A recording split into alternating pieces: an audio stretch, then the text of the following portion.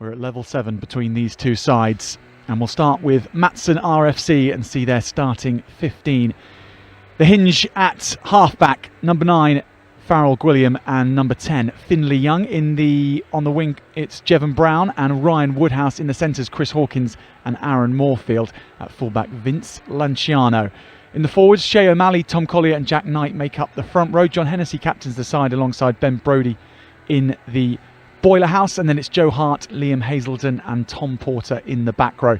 They are coached by Leon Liggett. So for Kenilworth, quite a few late changes to the starting 15 for Kenilworth, and the forwards go 1 to 8 as such. Jake Byrne is actually the number 1 jersey, Harry Abel at hooker, and then David Bromfield at tight head. Tondi Mpambuwashi is at number 4 along with Josh Fox. Then it's Nick Gerber, Sam Harrison and Bobby Thompson in the back row. In the backs, Gareth Reynolden, Alex Selby make up the halfback pairing. Ollie Berman, Charlie Stevens, Ed Hannam, Rhys Jones and Neil Sutherland make up the backs. So look at both sets of replacements. Matson and Kenilworth, Jerome Moore, Harry Knight, Joe Payne, Joe Stokes, Connor Gwilliam, Mark Brown and Matty Smith for Matson. And for Kenilworth, David Bromfield, who was promoted to the starting 15, so he is starting the pitch, but Finn Gibson, Raj Behi, Ollie Sharples, Josh O'Brien and Josh Emery are on the bench for Kenilworth.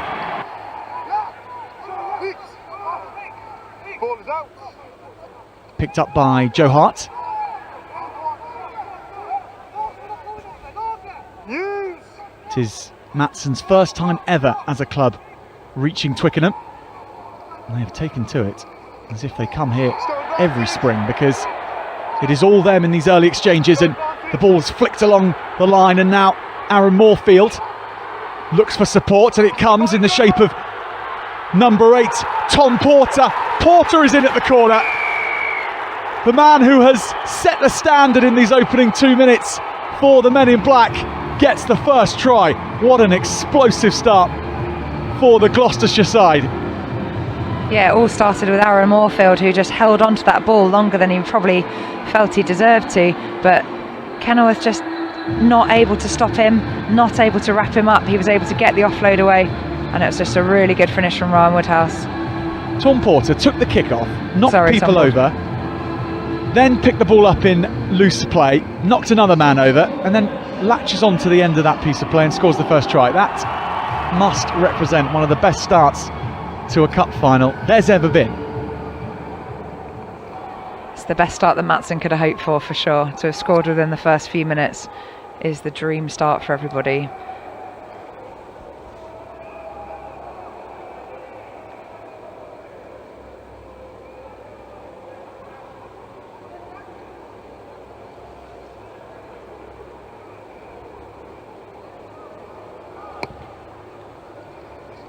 Farrell Gwilliam, it threatened to bend itself back round, but not quite. So 5 points, the advantage stays at. Super start.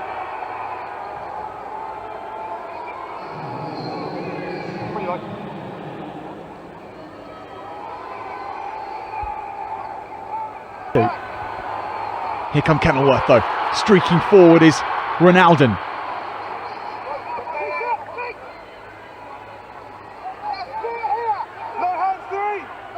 Picked on by Bromfield.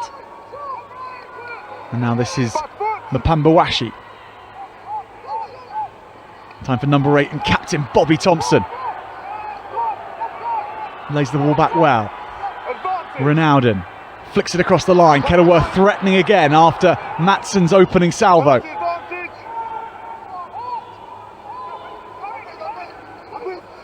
Taken low.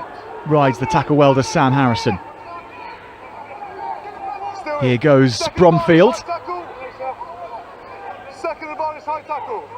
And again Kenilworth pick and go, reach for the line, the try is there for them. It is an instant reply. Yeah, they made that look easy, to be honest. I feel that Kenilworth are going to be really dangerous in attack. Matson have maybe been lulled into a false sense of security with this Kenilworth team, in that they would have felt they scored quite easily, particularly early on in the game. But I think Kenilworth have got a lot to show us, and they'll feel that that was a richly deserved try to level things up again at 5-all. On those in the clubhouse at Glasshouse Lane can take courage from that instant reply. It didn't take them long to put Matson under pressure, did it? I feel like Matson are one of the challenges they're going to have today, having just seen Kenilworth attack for only a few phases, is the fact that all of their players are looking to offload that ball. Now, on a few of those occasions there was a defender blocking the view, but the ball carrier is always looking to get his hands free, and I think if those support players come in on the right lines and are able to keep that ball alive, I think Matson are going to have some defensive troubles today with this Kenilworth side. Ed Hannam strokes the conversion over, so Kenilworth take the lead, 7 points to 5.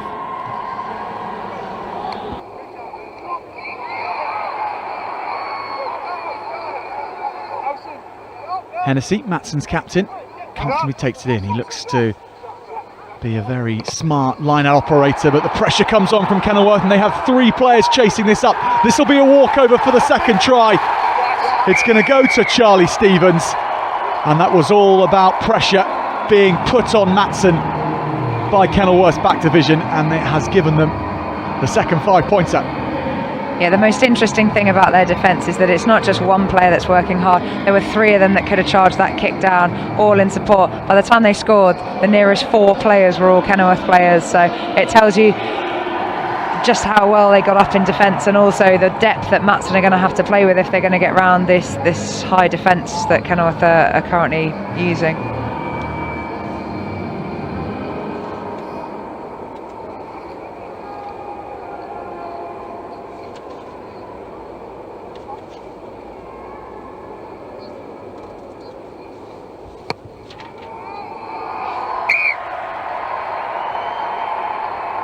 No problems with the conversion from in front of the sticks. Ed Hannam, 2 from 2. Nice show and go from Hannam. Seeing what he can do from the tee, and there the nice balance and power to keep going. Matson come out of the line well. Ronaldo is scragged.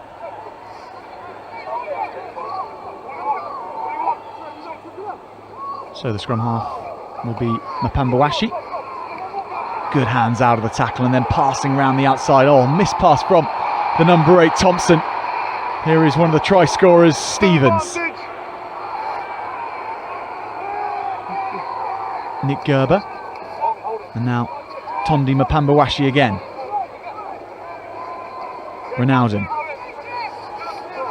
9-15, 9-15, advantage over. Advance again, play with 9. Hennessy is all over the vice-captain and scrum half for Kenilworth. Still numbers there, but the ball is chipped in behind. Matson having to turn, it's going to escape everyone, and will come back for a penalty. 25 minutes out in front of the sticks. Yeah, it's the second time he's given penalty advantage at 2 separate rucks for players coming in from the side. They come through the middle originally, and then when they break through, they're just coming through and playing, and it's effectively in from the side. You've got to let him play, please. Please. Time on. Please. Yeah, Ben Russell clear in his instructions to Matson. Ed Hannam lining this one up.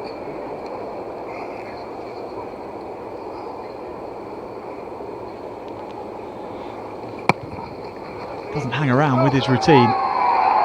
The result is the same. The left peg stroking it over. So Kenilworth go 17 points to 5 up. And goes to him. Selby switching in midfield to Charlie Stevens. Not rolling away quicker. Penalty though. 10 didn't roll away, block their entry. You were brilliant in your not rolling penalty. away. 10 didn't roll.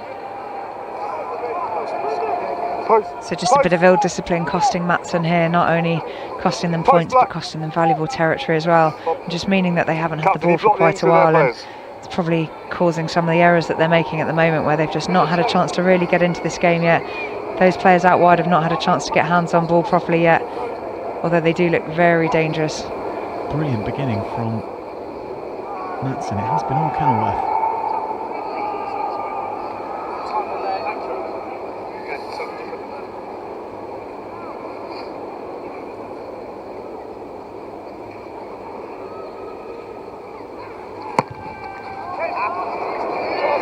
But the very aesthetically pleasing style of Ed Hannon that time doesn't yield any sort of good looking result, because the ball barely got off the ground and then went over to the right hand side of the post. So the first misstep in Kenilworth's afternoon, really. Super scrum there, but a penalty to Kenilworth, and Kenilworth take it quickly. They will know all about the calibre of their opponents in launching comebacks. That's a high tackle on Rinaldi. It doesn't stop him, however.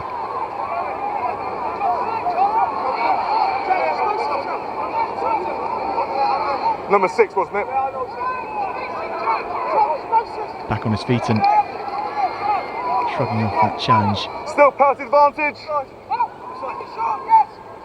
Rinaldi Selby's passing is just so inviting for Hannon to come onto, and Hannon gets it out the back. It's a good decision to go up the middle from Neil Sutherland, and Sutherland is scorching the turf here at Twickenham. Super try from the fullback. Kenilworth have a third. Yeah, that's always the risk when you're having to drift defences. When you're having to drift defence, is when you're drifting across so fast that somebody cuts the line, and it just means that you all get left on your backsides normally. A great pair of heels shown from Neil Sutherland.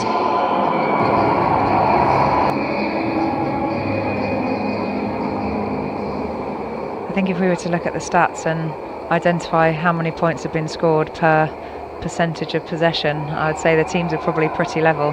The difference being that Matson, since that first few minutes of this game, have just not had any real possession to show what they can do. And I think when they do, I think this will be a different game, but they've just got to work out a way of making sure that they get the accuracy on those last passes, and just maybe just not trying to spin that ball quite so quickly at each other just while they get settled and while some of these nerves get ironed out.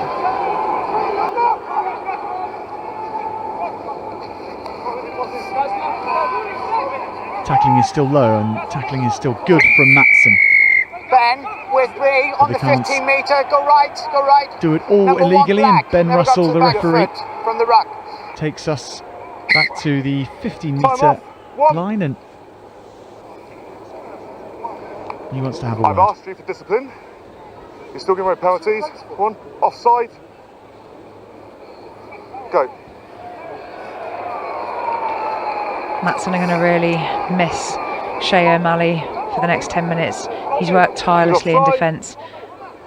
Although not the biggest prop that we might have seen today, he has been heroic around the park in terms of his defensive efforts.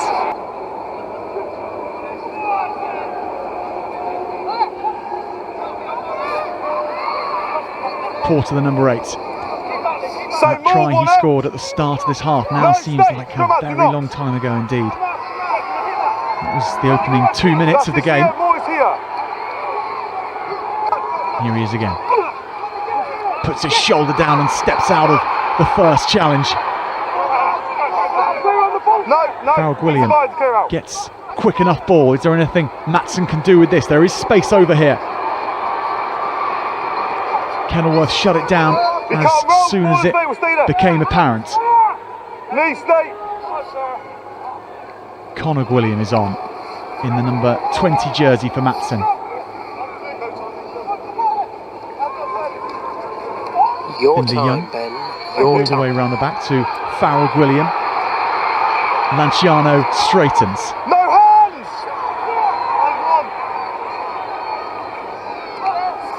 Farrell William again.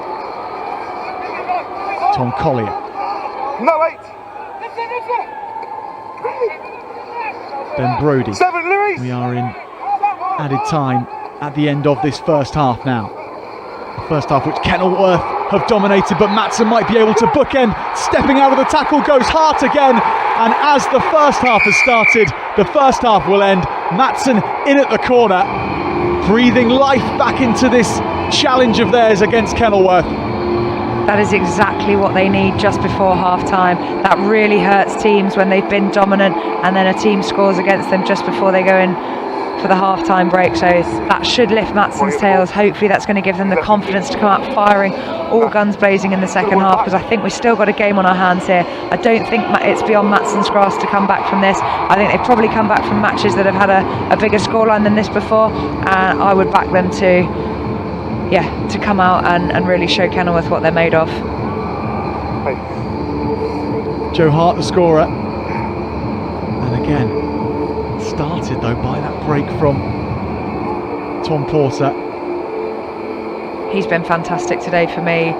Just quite a diminutive figure at number 8, particularly when you think of modern day back rowers, but he's just everywhere and he gets around the park, and he's such a tough player to bring down, and that's really caused Kenilworth problems, particularly as they've been flying up and he's able to bounce past the first tackle. It just gets him in behind the defenders and they're all turned then, and the Matson players follow up with some really good support play, and that's a great conversion. They thought about it. It was good enough. Farrell Gwilliam reducing the difference to just 10 points as they go into half-time. They'll stay out on the pitch here. Really interesting way that this match is now balanced at half-time. 22 points to 10, Kenilworth against Matson. I really think possession's going to be the difference in the second half. I think whichever team have more possession in the second half, I think they'll edge it. I think Matson look really dangerous when they've got ball in hand. As soon as they get back to a full complement of 15 players, I think we're going to have a proper game on our hands. I think Kenilworth will be really disappointed that when they're playing against 14 men, they've somehow managed to concede 7 points as a result, and that will hurt them. Mapambawashi towering the highest in the line-out. It's Bromfield now at the back, and the box kick comes in from Ronalden.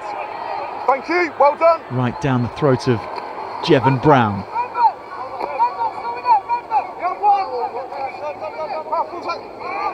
Farrell Gwilliam. Now Tom Collier. Hennessy is there. And Gwilliam wants it for the backs. Finley Young. Again the slip. Connor Gwilliam. Ben Brodie. Farrell Gwilliam. Joe Hart. Young and Connor Gwilliam again with the first initial pump, and then popping it on to Matty Smith.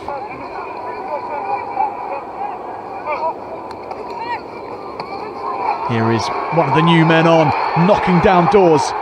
Joe Payne then goes through Tom Porter, and Tom Porter is going to be in for a second.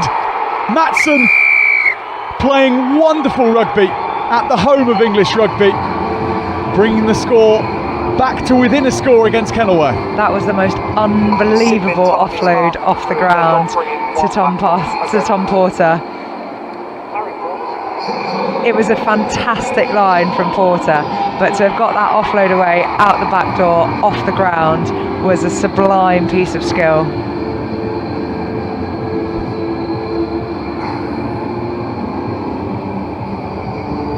Those are the moments of brilliance that if you knock it on in that situation, people would say, oh, why did you give that offload? Look after the ball. But when it goes to hand, they always create some of the most fantastic tries that we get to watch as spectators, and that was brilliant. Charlie Stevens has shown us how good he is in defence, and he's not a small chap, so Tom Porter did well to sit him down then. Stay inside, stay inside. Here are Kenilworth though, on the attack. Selby just lets the forwards have a rumble. Here is Hannan. No. Stay. Ronalden. Hawkins on the tackle. Tries to disrupt, but Ronalden has the ball and it just opens up. Lovely glancing run and then gliding round the outside. Kenilworth strike back. Sam Harrison, the open side flanker, showing such speed. Yeah, Ryan Woodhouse just got caught flat-footed there, allowed him to get on the inside shoulder. He knew he had two men on the outside, but he just needed to keep his feet moving. He needed to stay on his toes there. Just let his heels sit back, and unfortunately, yeah, that was read really well. And he managed to turn him and get on his weak shoulder.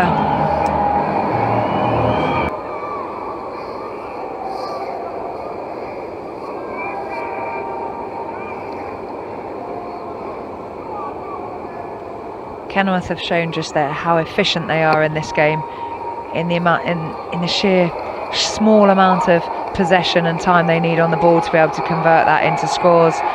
Matson have had to work a little bit harder for their scores today, but Kenilworth just show that they only need possession for a very short amount of time, and they can be absolutely ruthless with that. And that was a fantastic finish.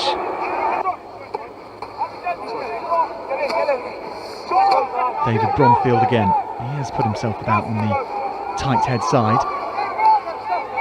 Harry Abel. Good defence this from Matson though. They are sticking to their task manfully, but now they're being stretched here, and Thompson puts the pass on to the left winger, Ollie Berman. Neil Sutherland, Bromfield.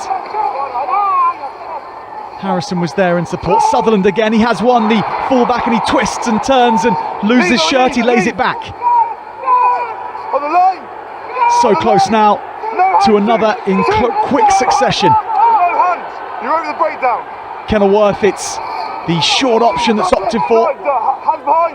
Ronaldo goes close. Now the captain, Thompson, driven back though.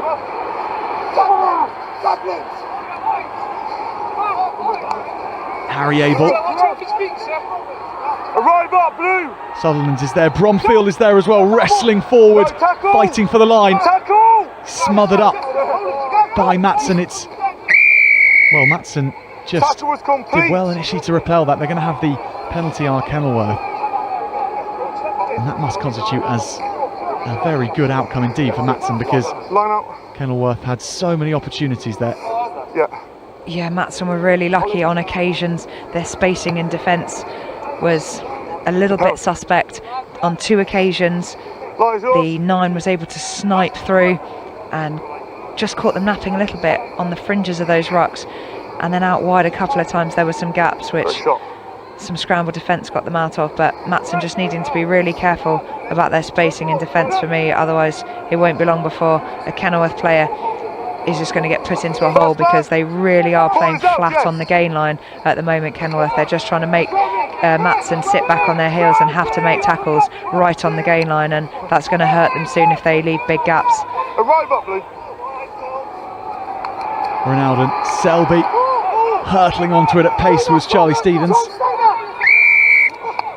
Wait, no, him, it's your ball, him. Wait. Yeah, okay. And we'll have time off here for an injury. That's why referee Ben Russell. Still this final, of course, to be decided, and 25 minutes to play, anything really can happen. Kenilworth looking to get another score though, and Mapambawashi taking that ball forward. The referee has going to call time off again as another Matson player is down injured. Tom Collier this time. Yeah, unfortunately Tom Collier was down earlier. He was the other player who collided in that previous incident, and he's just taken another big knee to the head. It's the second time, unfortunately. He's got his head on the wrong side at the tackle, just went head first into that tackle, and he definitely needs to go and be assessed and probably not return to the field, in my opinion.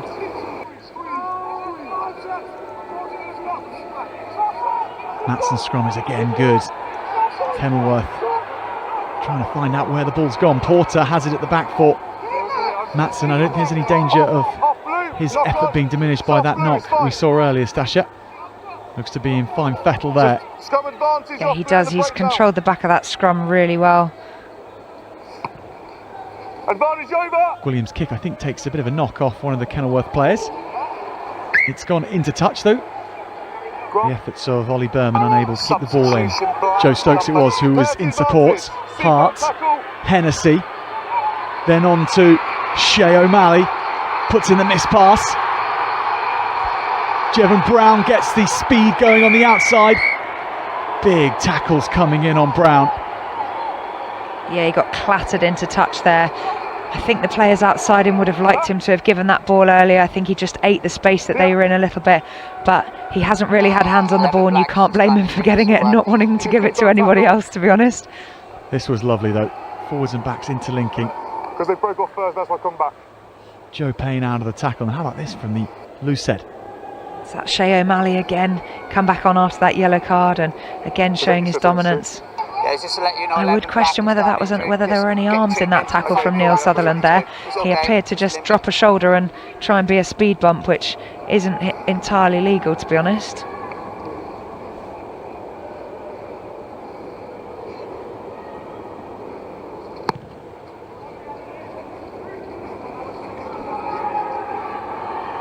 So Conor Gwilym with the nudge forward, and by entirely legal, I think you mean not legal at all there, Stasha.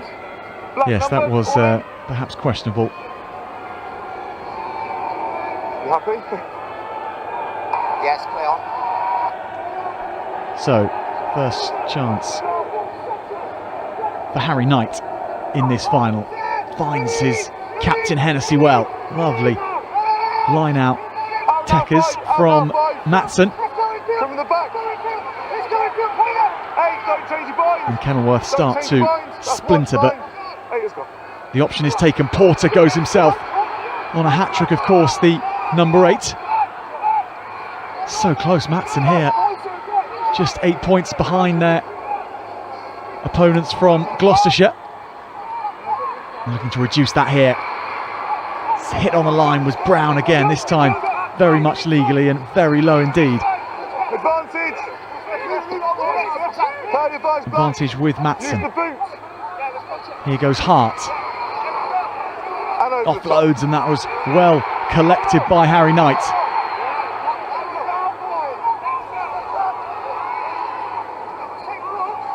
Hart just off the floor. Conor Gwilym with the pump and then go. Thompson is all over him, but great strength from Gwilym to keep that on his side. There goes O'Malley. More runners either side of the ruck, and they go to the left. Space here for Matson if they can work it. Brown back inside and then outside, and Mark Brown, it was never coming for him, that ball. Yeah, I think Kenilworth lucky there. I think touch judge just trying to indicate that there might have been a deliberate knock-on in that final phase of play. Well, Kenilworth's defensive system's being tested there, and standing up to the task. It looked like John Hennessy indicated to the posts, in which case that would reduce the deficit to 5. Indeed, that is the option. Yeah, I think that's good. That puts them within a score then, whereas at the moment 8 points behind takes it just out of reach, even if they get a converted try. So sensible decision here. Make the most of the fact that you're in the opposition 22. You don't know when you might get here again, and at this stage of the game I think that's a sensible option.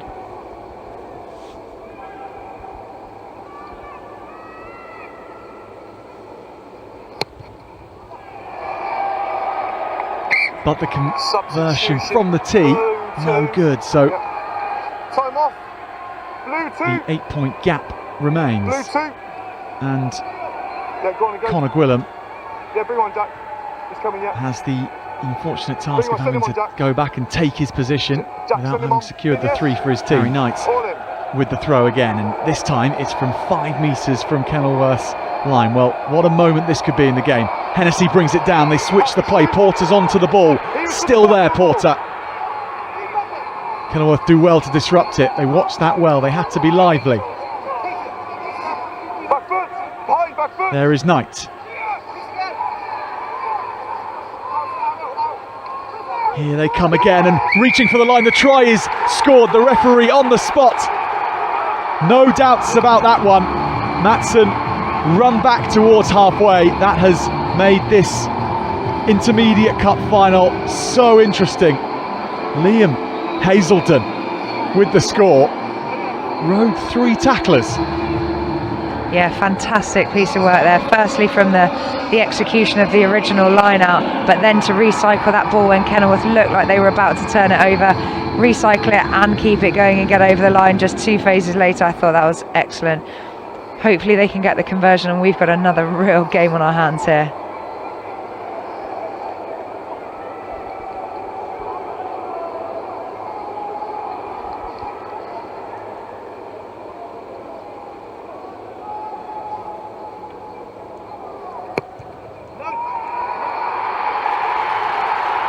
Well, how about that, to turn his miss from the penalty into success from the conversion in some style. Conor Gwilliam, clearly he prefers them from a little bit of a sharper angle. Ties it up to a 1-point game now. I think sometimes with conversions out wide, players are a little bit more relaxed because they don't feel quite under as much pressure because they think the kick's they're not expected as much to kick it, whereas those penalties where everybody's quiet, everybody's still, no one's moving, I think they just heap a bit more pressure on you. Finn Gibson. The body angles are low and dynamic from Kenilworth. Matson all upright, trying to prevent it, edging any closer to their line, but it keeps going. Real fury and fire shown by Kenilworth here. Marching ever closer. Still the momentum is there. Gets taken down. John Hennessy, the captain of Matson, at the base of that, and unsurprisingly, penalty award to Kenilworth. Matson need to be really careful here that they don't give away some of the old discipline that they did in the first half, because the referee won't hesitate at this stage of the game or in this area of the field to go to his pocket if he thinks that's what's occurred.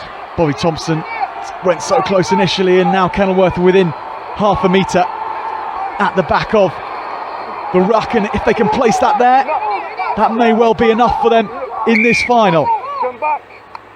Held up. How close. And difficult decision for Ben Russell to make. Tom Naismith it was, I think, who went closest. 16 black.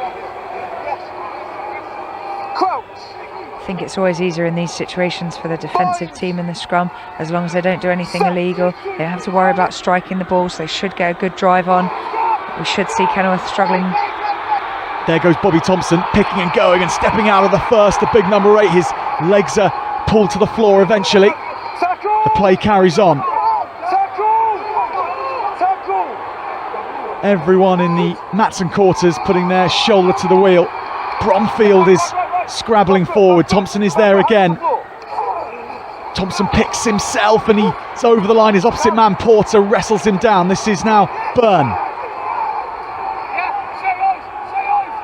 At the back is Josh Fox. Gareth Ronalden says it's up to those further to the left. It's somehow Bobby Thompson has got himself back round and lined up for that take. Now it's Selby. Selby on to Stevens, and this could be the moment. Hanham has scored. In fine form with the boot, and when it matters most, the outside centre comes up with the moment of poise which gets this cup final sorted. The pass on from his inside centre, and Hanham knew he didn't need the man outside him, knew he had the running on his man opposite him.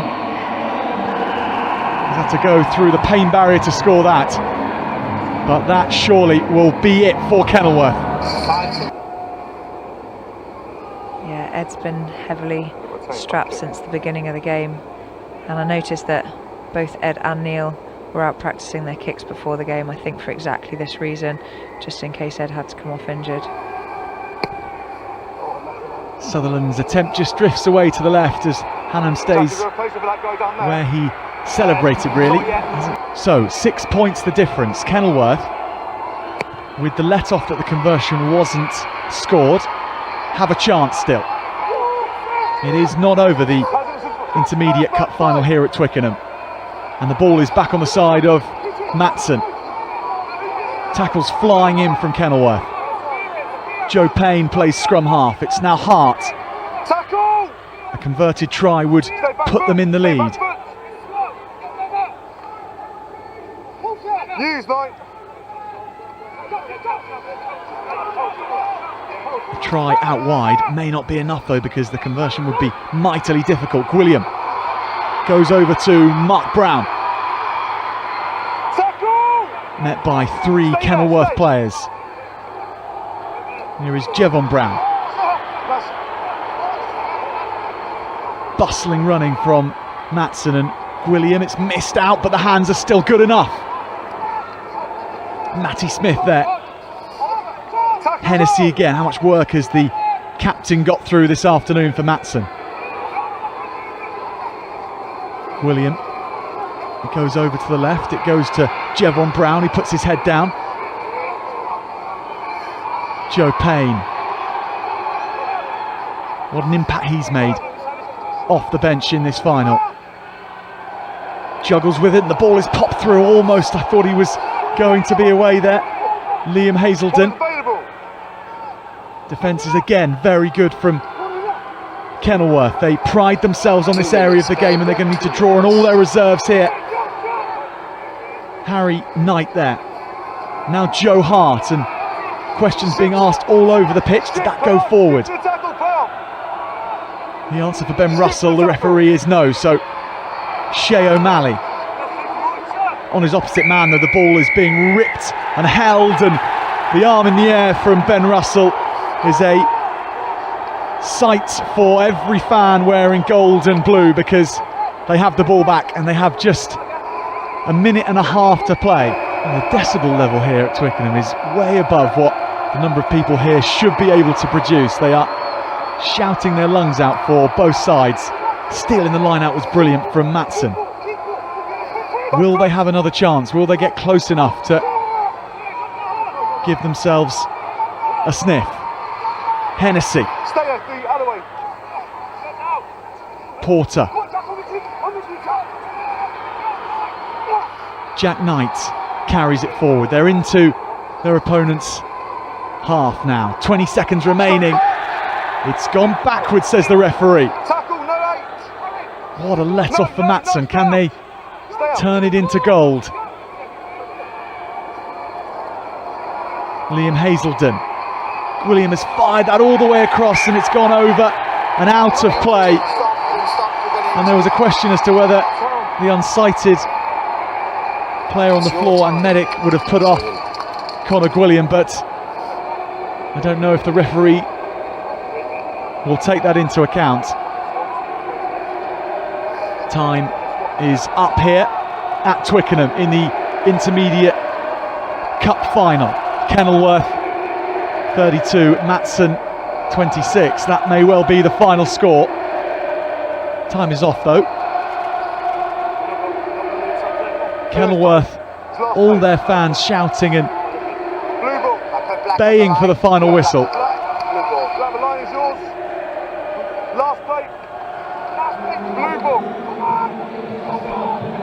Last play called by the referee, and with Kenilworth with the ball in their hands, they must win the line-outs. They do. Matson can't take it in and Kenilworth just have to get the ball off in this final, which has gone one way then the other, spilling over a little bit at the end. In general, it's been conducted in the best of spirits. Kenilworth penalty. This is going to be quite a moment. 10 metres. They've had a super season and it has just got a whole lot better. The blue and gold from Kenilworth in Warwickshire celebrates in the sun here at Twickenham. They have beaten Matson from Gloucestershire and they are just about the deserved winners. It has been a game which both sides really deserve to come off with some sort of silverware. Matson acquitted themselves so well, but that middle period of the first half by Kenilworth their period where they poured on the points, and that is why they will be lifting the Intermediate Cup final. For those in black and white, heartache, particularly that man there, Tom Porter, whose 2 tries and running throughout the 80 minutes brought his team so close. But Stash along, what an amazing game of rugby as we see Tom Porter's man of the match confirmed. It was another fantastic game of rugby this afternoon. I love it when a game could go either way and it's not decided until the final minutes. I love the heart that was shown by both sides. Neither of them gave up, and even though there were massive swings in some of the passages of play during that game, I thought both teams just worked so hard. You could tell there were some bodies out there that were tired and hurting, and no one was willing to come off the pitch. There were reluctant substitutions. Certainly someone like Tom Collier was desperate not to leave the field, and there were lots and lots of players who made such a contribution to this match. And from both sides, I thought they made for an incredible final.